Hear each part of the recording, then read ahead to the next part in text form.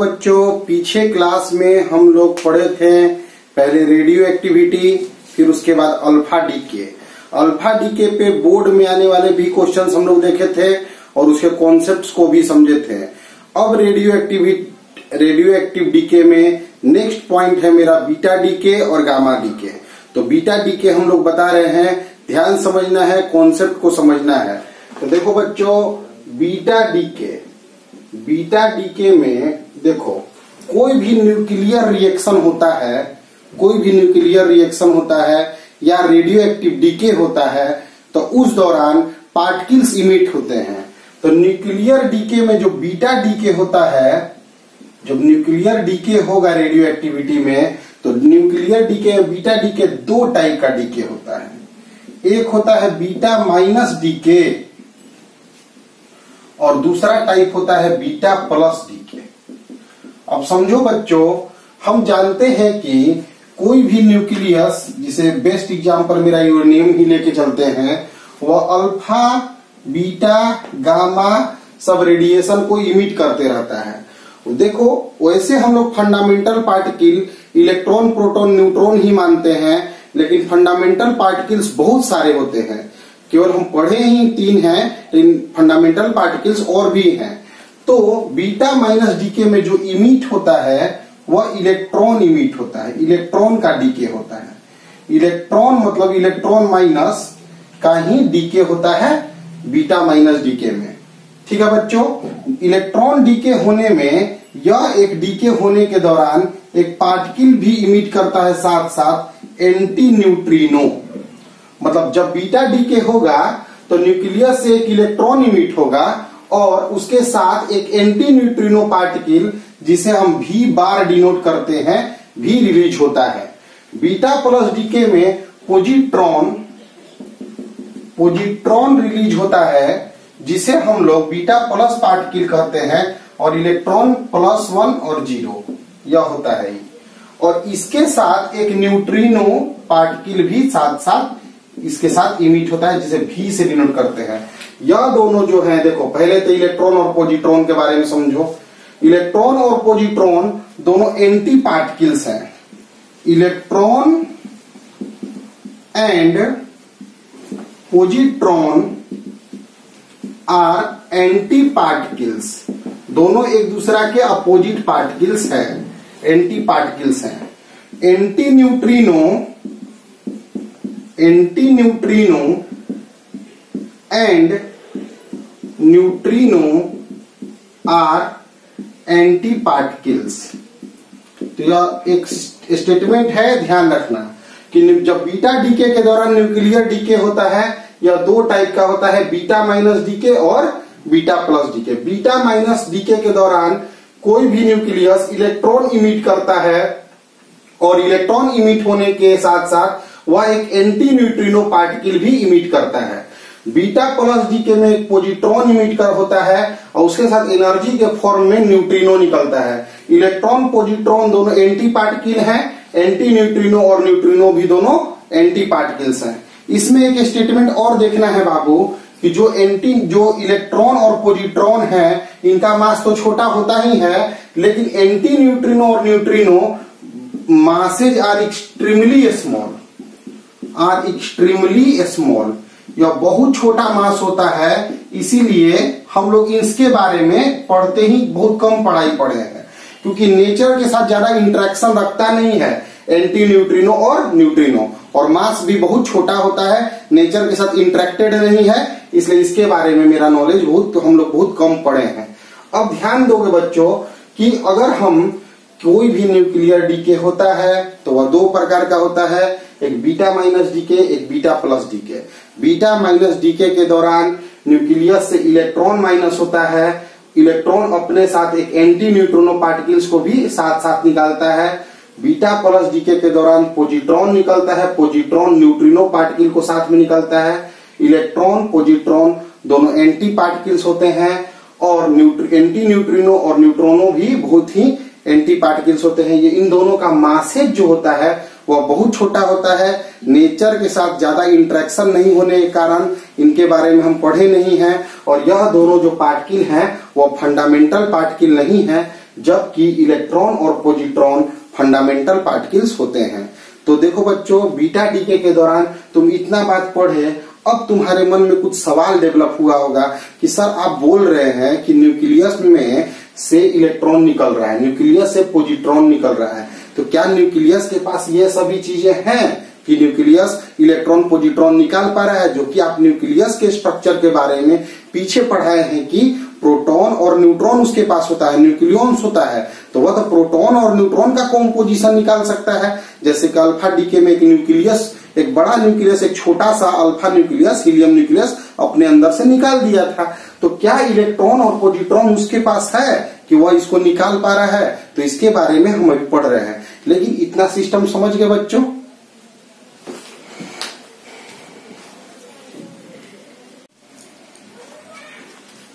देखो बच्चों, beta decay दो टाइप का होता है, एक बीटा माइनस डीके और एक beta plus decay. Beta minus decay में जो फास्फोरस है वो सल्फर में कन्वर्ट हो गया, एक इलेक्ट्रॉन निकलने के कारण इलेक्ट्रॉन ही बीटा माइनस पार्टिकल भी कहा जाता है, और यह एंटी न्यूट्रिनो के साथ निकलता है। इसमें जो है एटॉमिक नंबर जो है एक बढ़ गया और एटॉमिक मास सेम रह गया। तो यहाँ पे हम एक बात लिख सकते हैं कि in beta minus decay atomic number increases by 1 and atomic mass number remains same। यह जो है, हम अभी थोड़ा देर पहले बात कर रहे थे कि जो बीटा माइनस डीके होता है इसमें न्यूक्लियस से इलेक्ट्रॉन निकलता है, जबकि न्यूक्लियस के पास तो इलेक्ट्रॉन होता ही नहीं है। तो न्यूक्लियस के पास जो न्यूट्रॉन होता है वह बच्चों कन्वर्ट होता है प्रोटॉन और इलेक्ट्रॉन में और एंटी न्यूट्रिनो में। तो न्यूट्रॉन कन्वर्ट हो जाता है प्रोटॉन और इलेक्ट्रॉन में, और यही जो इलेक्ट्रॉन है वह बीटा माइनस पार्टिकल के इमिशन के दौरान निकलता है। तो बीटा माइनस डीके जब होता है उस समय न्यूक्लियस के अंदर का न्यूट्रॉन प्रोटॉन और इलेक्ट्रॉन में कन्वर्ट हो जाता है, और जो इलेक्ट्रॉन है वही न्यूक्लियस से इमिट होता है, जिसके कारण एटॉमिक मास नंबर में एक बढ़ता है और एटॉमिक मास नंबर सेम रहता है। इस बात को बच्चों ध्यान देना। मतलब यह जो बीटा माइनस डीके होने के लिए न्यूट्रॉन को प्रोटॉन और इलेक्ट्रॉन में कन्वर्ट होना पड़ा। मतलब इस डीके के लिए neutron is converted into proton and electron. देखो बच्चों, अब इसके बाद मेरा अगला कहानी आता है बीटा प्लस डीके। तो बीटा प्लस डीके में पॉजिट्रॉन निकलता है, तो पॉजिट्रॉन अगर निकलेगा +1 निकल जाएगा तो एटॉमिक मास, एटॉमिक नंबर में एक कमी आ जाएगी और एटॉमिक मास जो है वह सेम रह जाएगा। और इसके लिए प्रोटॉन जो है न्यूट्रॉन और पॉजिट्रॉन में बदलता है। जब पॉजिट्रॉन निकलता है तो अपने साथ एक न्यूट्रिनो पार्टिकल भी निकालता है। तो बीटा माइनस डीके और बीटा प्लस डीके दोनों बातों को तुम बाबू समझो कि बीटा प्लस डीके जब होता है तो न्यूक्लियस से एक पॉजिट्रॉन निकलता है। पॉजिट्रॉन निकलने के कारण atomic number decreases bye 1 and atomic mass remains same. और इस दौरान जो रिएक्शन हुआ है उसमें प्रोटॉन जो है is converted into neutron and positron. Neutron और पॉजिट्रॉन में हमारा प्रोटॉन कन्वर्ट होता है। तो स्टेटमेंट सभी ध्यान दोगे। तो स्टार्ट में से अब सुनो बाबू, जब न्यूक्लियस डीके होता है तो उस दौरान बीटा डीके होता है। बीटा डीके दो टाइप का होता है, बीटा माइनस और beta plus. Beta minus decay के दौरान न्यूक्लियस से इलेक्ट्रॉन निकलता है, इलेक्ट्रॉन अपने साथ एंटी न्यूट्रिनो पार्टिकल्स भी निकालता है। और बीटा प्लस डीके के दौरान पॉजिट्रॉन निकलता है, पॉजिट्रॉन अपने साथ न्यूट्रिनो पार्टिकल्स भी निकालता है। न्यूट्रिनो और एंटी न्यूट्रिनो एक दूसरा के एंटी पार्टिकल्स है। इलेक्ट्रॉन और पॉजिट्रॉन भी एक दूसरा के एंटी पार्टिकल्स है। एंटी न्यूट्रिनो एंड न्यूट्रिनो इतना एक्सट्रीमली स्मॉल मास के हैं, नेचर के साथ कोई इंटरेक्ट नहीं कर रहे हैं, इसलिए इनके बारे में हम ज्यादा जानते नहीं है।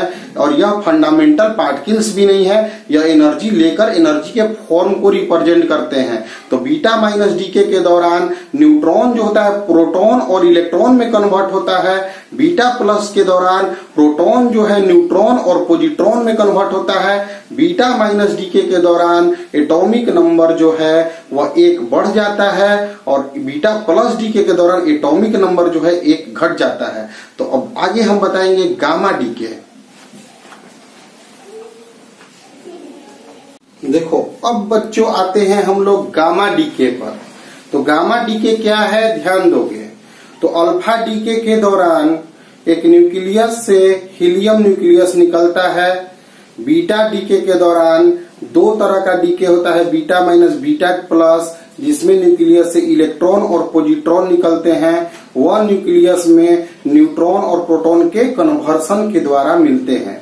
अब गामा डीके क्या होता है बच्चों ध्यान से समझोगे तो गामा जो है वह पार्टिकल नहीं है। जैसे अल्फा डीके में एक पार्टिकल इमिट हो रहा है, बीटा माइनस बीटा प्लस में पार्टिकल इमिट होता है। गामा डीके में गामा एक पार्टिकल नहीं है, जबकि गामा जो है एक इलेक्ट्रोमैग्नेटिक वेव है। जब बच्चों हम लोग इलेक्ट्रोमैग्नेटिक स्पेक्ट्रम पढ़ेंगे तो उसमें अलग अलग रीजन पढ़ेंगे, ultra violet region, infrared region, visible region, gamma region, बहुत सारे रीजन पढ़ेंगे। तो हम ऐसा देखें कि जब न्यूक्लियस बीटा माइनस या बीटा प्लस डीके किया तो न्यूक्लियस एक्साइटेड स्टेट में चला गया। न्यूक्लियस जो है एक्साइटेड हो गया तो वो अपने आप को एनर्जी रिलीज करेगा। स्टेबल होने के लिए, एक्साइटेड से हटने के लिए, डी एक्साइट होने के लिए वह एनर्जी रिलीज करेगा और एनर्जी रिलीज करने के लिए वह कुछ वेवलेंथ में रेडिएशन इमिट करेगा। वह जो रेडिएशन वह इमिट किया वह गामा रीजन में आया। गामा रीजन क्या है जब हम इलेक्ट्रोमैग्नेटिक स्पेक्ट्रम पढ़ेंगे तो उसमें हम पढ़ेंगे। तो इससे हम जाने कि जब कोई भी न्यूक्लियस एक्साइटेड स्टेट में होता है तब वह एनर्जी इलेक्ट्रोमैग्नेटिक रेडिएशन के फॉर्म में रिलीज करता है और वह रेडिएशन गामा रीजन में पाया जाता है। इसीलिए इसे हम लोग गामा डीके कहते हैं। तो गामा डीके के दौरान एटॉमिक मास या एटॉमिक नंबर में कोई डिफरेंस नहीं होता है बाबू, सिर्फ एक्साइटेड न्यूक्लियस डी एक्साइटेड होता है एनर्जी रिलीज करके। जैसा हम लोग बोर्ड पे लिखा हुआ देख रहे हैं कि गामा कोई पार्टिकल नहीं है, इलेक्ट्रोमैग्नेटिक वेव है। और इलेक्ट्रोमैग्नेटिक वेव में यहाँ पे देखो बीटा माइनस डीके के लिए करने के बाद यह एक्साइटेड स्टेट में चला गया है जो अलग अलग तरह का एनर्जी इमिट कर रहा है, जैसे 1.17 mega electron volt, 1.33 mega electron volt, और यह सब जो एनर्जी लेवल है यह गामा रीजन में पाए जाते हैं। इसीलिए इन्हें हम गामा डीके कहते हैं। तो रेडियो एक्टिव डीके में अल्फा डीके, गामा डीके और बीटा डीके 3 प्रकार के डीके होते हैं बच्चों। और इन डीकेज में हम लोग देखते हैं कि अल्फा पार्टिकल में हीलियम न्यूक्लियस निकलता है, बीटा डीके में इलेक्ट्रॉन पॉजिट्रॉन निकलते हैं और गामा डीके में इलेक्ट्रोमैग्नेटिक रेडिएशन निकलते हैं जो गामा रीजन में पाए जाते हैं, जिन्हें हम गामा डीके कहते हैं। देखो बच्चों ध्यान पूर्वक सभी चीजों को बढ़िया से समझना है। हम बहुत बड़े बड़े अल्फा बीटा गामा डीके पे वीडियोज ला सकते हैं, लेकिन हमको कॉन्सेप्ट लाना है और बोर्ड में तुम इन्हीं के तौर पे लिख भी दोगे, सब कुछ लिख दोगे, मार्क्स स्कोर भी कर लोगे, ठीक है।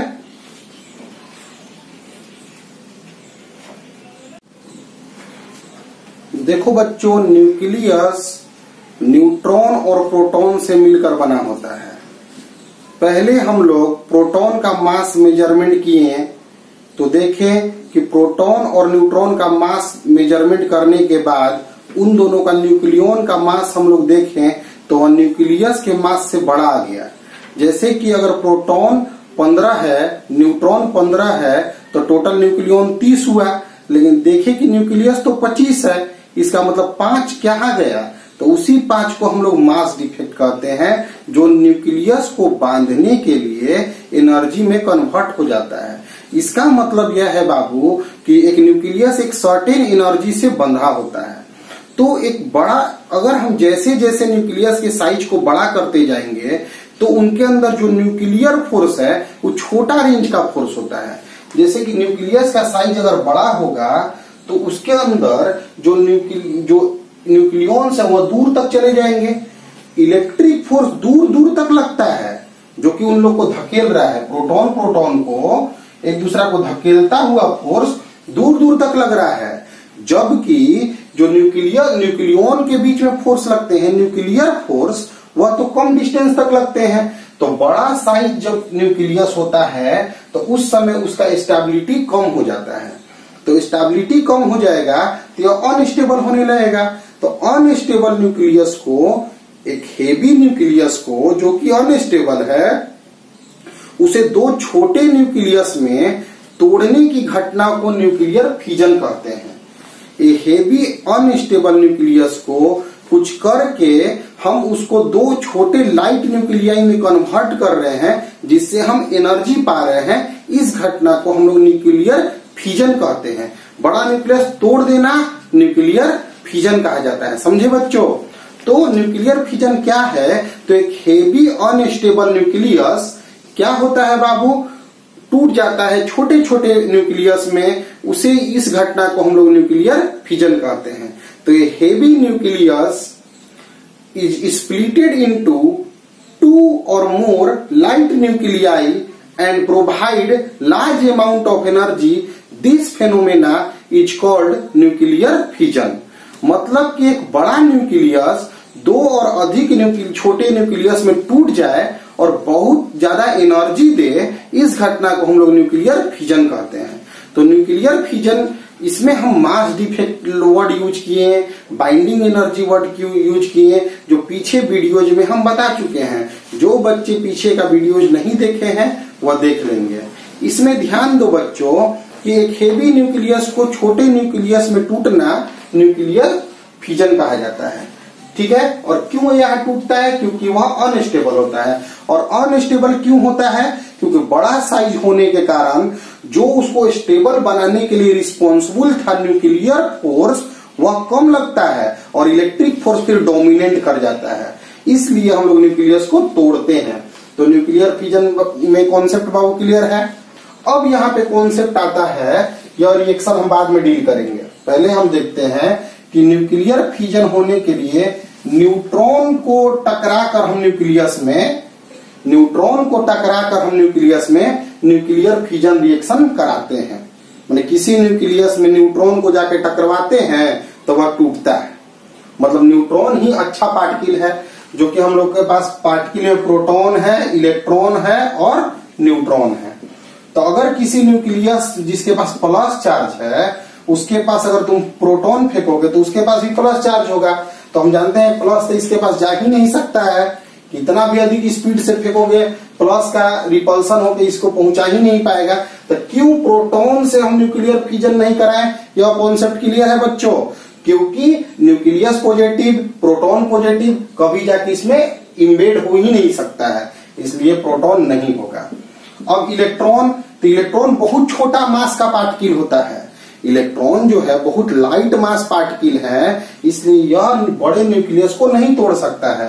तो रीजन यहाँ आया कि प्रोटॉन के पास पॉजिटिव चार्ज था, इसलिए न्यूक्लियस तोड़ने के लिए प्रोटॉन यूज नहीं होता है।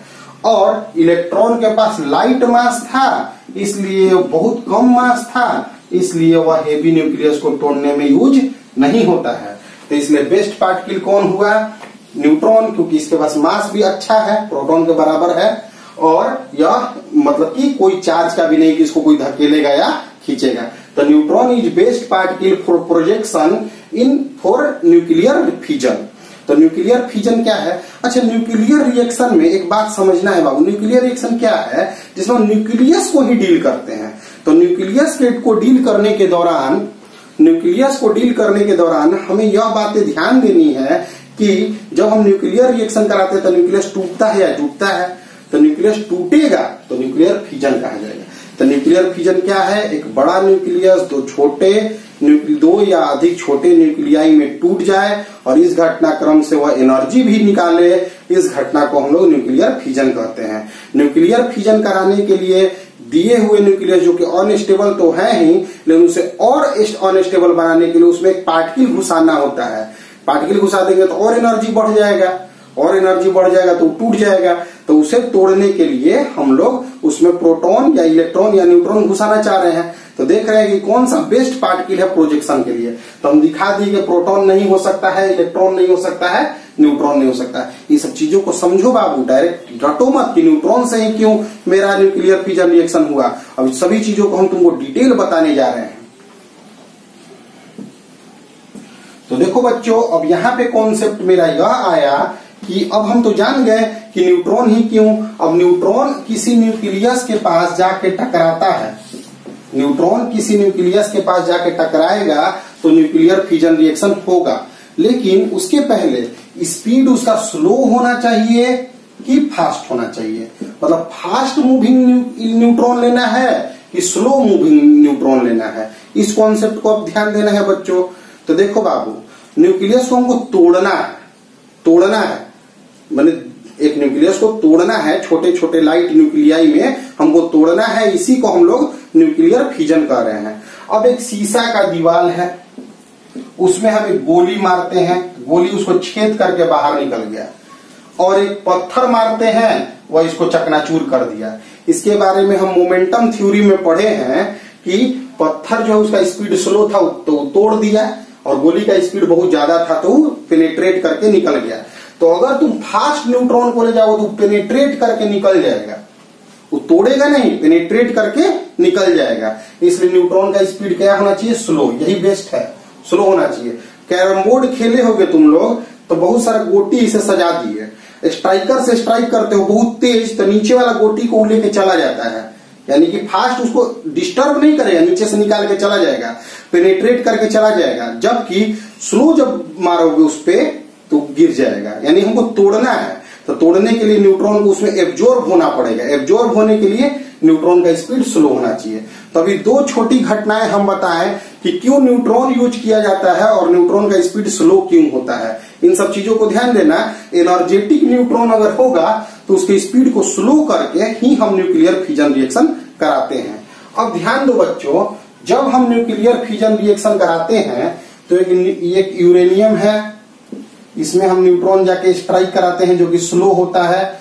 क्यों न्यूट्रॉन होता है इसके बारे में डील कर चुके हैं। तो इसका शेप जो है इस तरह का होने लगता है, मतलब यह फैलने लगता है। और न्यूट्रॉन का एनर्जी एब्जॉर्ब करके अंदर रख लिया तो ये फैलने लगता है। तो और फैलने लगा तो न्यूक्लियर फोर्स और छोटा होने लगा।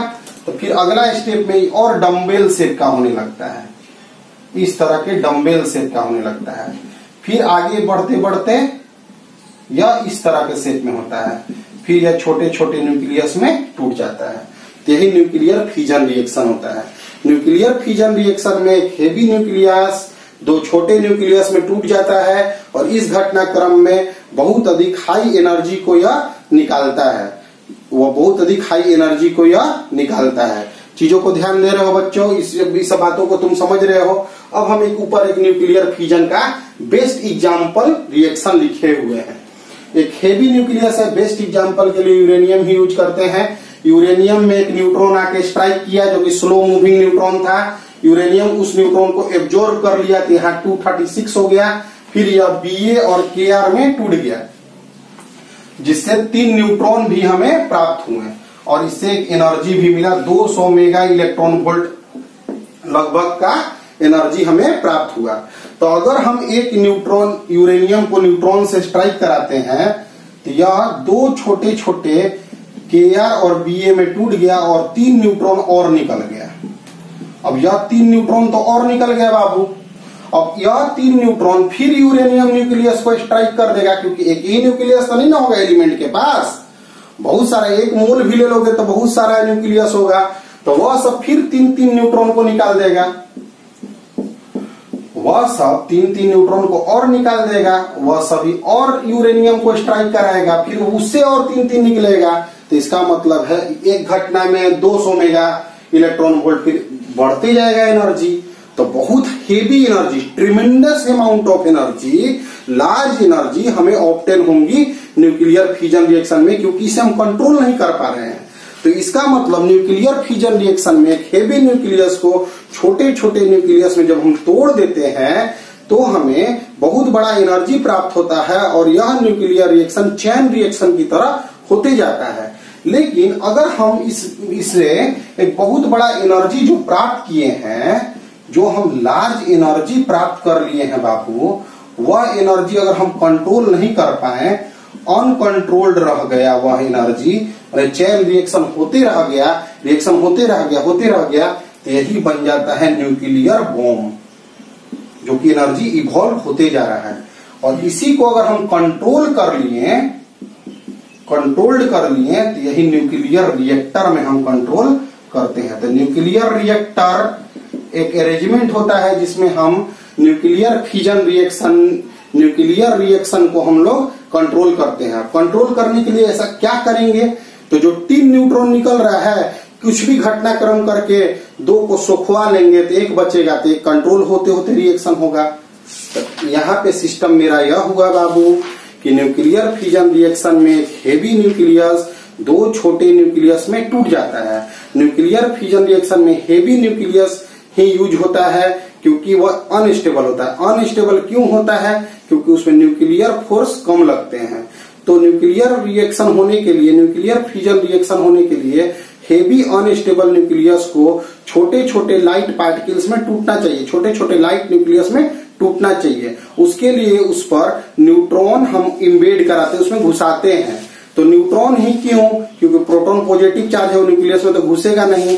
इलेक्ट्रॉन का मास इतना कम है कि वह न्यूक्लियर रिफ्यूजन नहीं करा सकता है, इसलिए neutron is the best particle for projection in nuclear fusion reaction. फिर हमारा जो न्यूट्रॉन आ गया बच्चों, वह न्यूट्रॉन स्लो ही होना चाहिए, क्योंकि फास्ट मूविंग जो न्यूट्रॉन होगा वह न्यूक्लियस को पेनिट्रेट करके पार कर जाएगा, इसलिए स्लो मूविंग न्यूट्रॉन ही न्यूक्लियर फ्यूजन रिएक्शन कराता है।